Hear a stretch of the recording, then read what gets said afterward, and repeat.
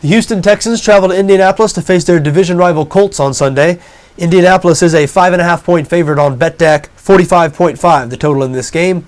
The Colts clinched the AFC South last week despite losing to the Cincinnati Bengals. That's the advantage of playing in the worst division in football.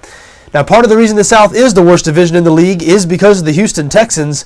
They won the division last year. They're now 2-11. They've lost 11 straight games. Coach Gary Kubiak was fired after last week's loss to Jacksonville. Wade Phillips has been named the interim coach. Now, obviously that adds a layer of uncertainty to this game.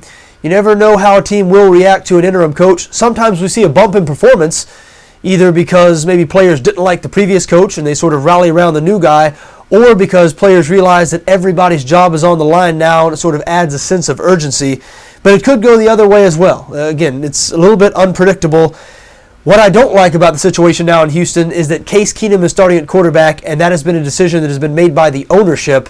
Never a good sign, really, I don't think, when ownership decides who starts on a football team. And make no mistake, that is what is happening here. It was announced that Keenum would start for the remainder of the year at the same press conference when Gary Kubiak's firing was announced. So Wade Phillips is going to roll with Keenum. Phillips, of course, a defensive coach, and Houston is going to try to run the ball in this game because Indianapolis 29th in the NFL against the run, and the Texans do average nearly 120 rushing yards per game. So I'd be surprised if we see Case Keenum throw any more than 25 or so passes in this game on Sunday.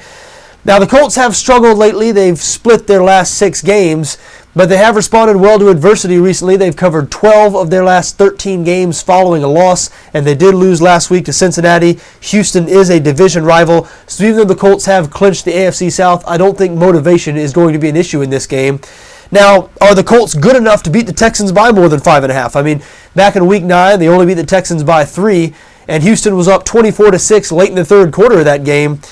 And you look at the way the Texans have been playing recently. Even though they lose every week, again, 11 straight losses, their last 7 losses have come by 7 points or fewer, including that Week 9 game against the Colts when Indianapolis won 27-24. So the 5.5 points here could be significant.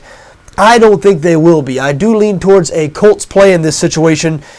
Just don't like the Houston offense with Case Keenum under center. They looked really bad against Jacksonville last week until Keenum was benched in the second half for Matt Schaub, and then they started moving it up and down the field, yet they're going back to Keenum this week. I think the offense is really sort of playing with one hand tied behind its back.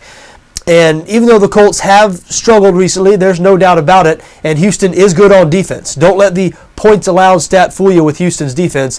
They're 3rd in the NFL in yards allowed, 2nd in passing defense, so I do have respect for the Houston defense.